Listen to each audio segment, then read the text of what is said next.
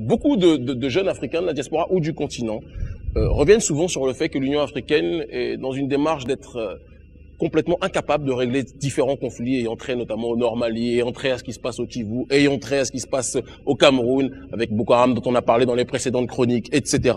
Mais le problème, c'est qu'on ne peut pas comprendre le présent sans être capable d'analyser ce qui s'est déroulé à la genèse, à la base. En 1963, 32 États africains créèrent l'Organisation de l'Unité africaine à Addis Abeba.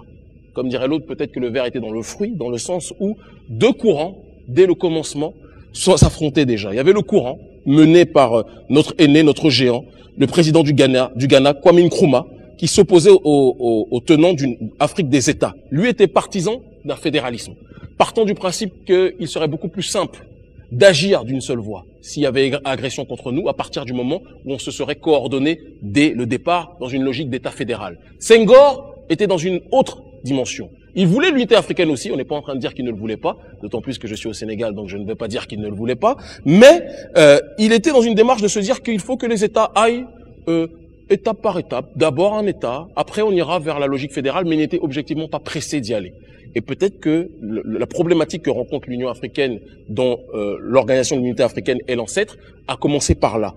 Aujourd'hui, on se rend compte, lorsqu'on en analyse les faits, que l'Union africaine, lorsque tu parlais d'indépendance, on est complètement dedans, ne finance elle-même que 28%, je ne sais pas si on se rend compte, 28% des 522 millions de dollars de son budget de fonctionnement, le reste, 72%, est financé, tenez-vous bien, et là on peut en sourire lorsqu'on sait que l'Union africaine est censée être le plus grand organisme panafricain de ce début du XXIe siècle, 72% est financé donc par des pays tels que, enfin c'est même pas des pays, on parle de l'Union européenne, on parle du FMI, on parle des États-Unis, on parle de la Chine et de la Turquie.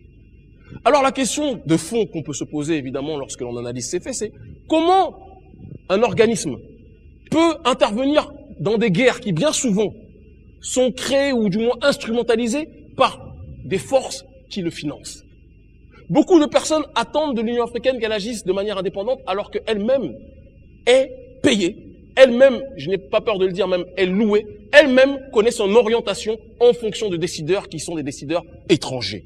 Il y a eu, dans cette dimension-là, on dit toujours main qui donne, main qui dirige, une phrase très symbolique de monsieur Alejandro Kafka, qui énonçait un élément factuel qui nous paraît être de vigueur aujourd'hui, qui dit que je ne dise pas de bêtises, hein, j'aime toujours préciser ma pensée, et comme je me perds dans mes écritures, qui disait que on ne donne ou on ne prête qu'à partir du moment où on pourra imposer. Alexandre Kafka était l'ancien directeur du FMI. Cette phrase est une phrase prophétique lorsque l'on voit la paralysie de cette Union africaine aujourd'hui. Est-ce que nous autres Africains, des masses africaines, nous devons jeter l'opprobre sur cet organisme supracontinental? Non.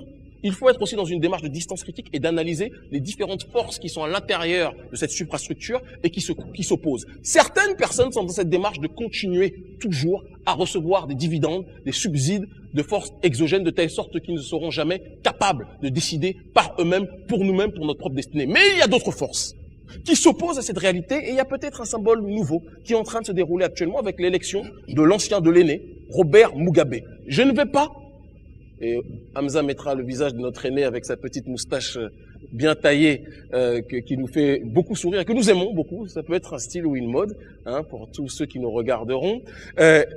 Robert Mugabe est contesté, critiqué par l'Occident, le présente comme un autocrate, comme un dictateur. Alors c'est marrant, un dictateur ça dépend si quelque part tu vas dans le sens des décisions voulues ou promues par les élites d'Occident. Mais il y a d'autres dictateurs qui sont complètement tolérés, qui sont là depuis 50 ans, qui vont dans le sens de ce que certaines forces voudraient et qui sont considérés comme des leaders progressistes. Comme quoi, peut-être que le progressisme est à géométrie variable, c'est une question qu'on se pose. Eh bien, Robert Mugabe et d'autres ont proposé quelque chose sur lequel je pense que l'on devrait tous réfléchir.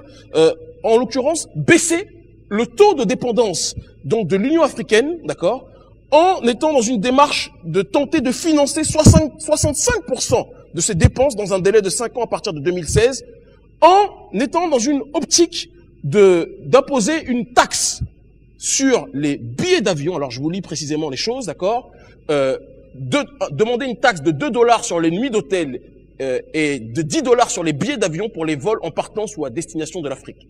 Ces mesures permettraient de lever 730 millions de $ par an. Je pense que certains pourraient applaudir cette réalité-là, parce que on critique beaucoup nos aînés, on est toujours dans une démarche de voir ce qui ne va pas.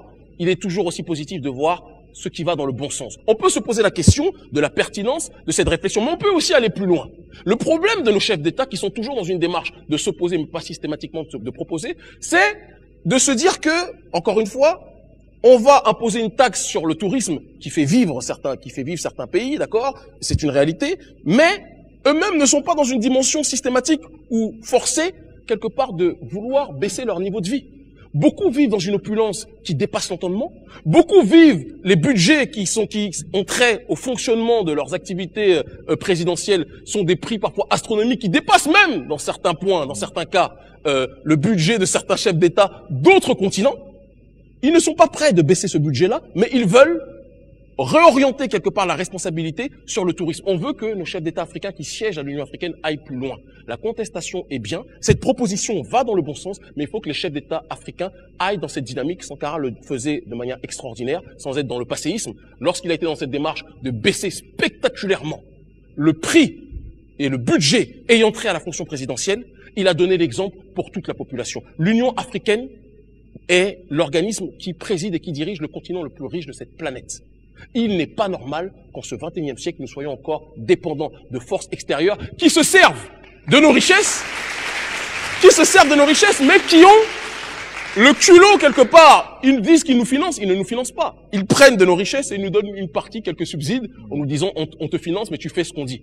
Il faut qu'on arrête, nous autres Africains, de se comporter comme des aveugles assis sur un banc en or massif qui font la manche. Il faut qu'on regarde sous notre sol, qu'on se retrousse les manches et qu'on soit dans une dynamique réelle, quelque part, de s'auto-responsabiliser, de s'auto-déterminer. Il n'y a pas de fatalité.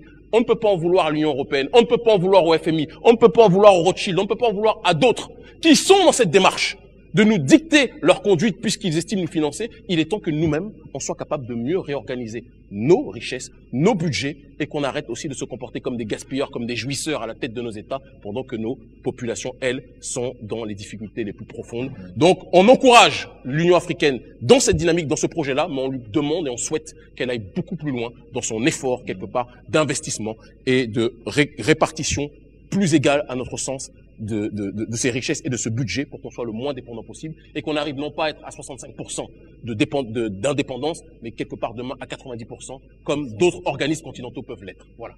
C'était la démarche qui était à nous. Donc,